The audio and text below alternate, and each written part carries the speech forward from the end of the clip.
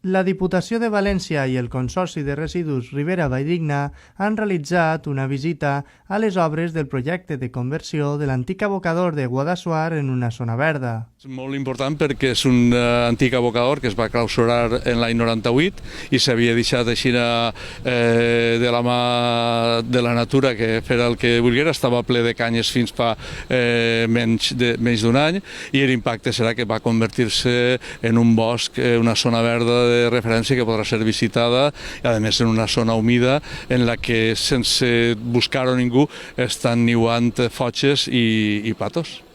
Un abocador que va ser clausurat l'any 1998 i a poc ha anat reduint el percentatge de residus. Actualment, les obres del projecte es troben en un estat prou avançat i han anat duent-se a terme al llarg de tota aquesta legislatura. Estem treballant en el mateix des de fa 2 legislatures perquè era un deute que teníem en el poble de Guadassuar i en tots els pobles de la contornada, tenint en compte que havien estat patint les conseqüències de tindre un abocador al estar clausurat. Nosaltres teníem clar que volíem restaurar-lo per a ficar-lo després a disposició de la ciutadania perquè puguen gaudir d'aquest espai natural, en aquest entorn que quedarà preciós. Un projecte molt important en el que la Diputació de València ha invertit $500.000 perquè tots els veïns de Guadassuar puguen gaudir d'un espai natural pel qual poder passejar i descansar. És un orgull veure que les coses es projecten, es planifiquen i ixen endavant. Era un dels objectius de la legislatura, el portar endavant des del Consorci esta restauració, i ara està en marxa i esperem que aquest estiu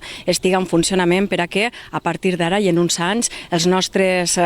conciutadans puguen gaudir d'esta zona verda i d'esbarxo i que tinguem una zona per a posar en valor este cicle integral de l'economia circular que treballem en els nostres pobles i ciutats. Una zona verda que posarà en valor el cicle integral de l'economia circular en el qual la Diputació de València està treballant a tots els pobles i ciutats de la província.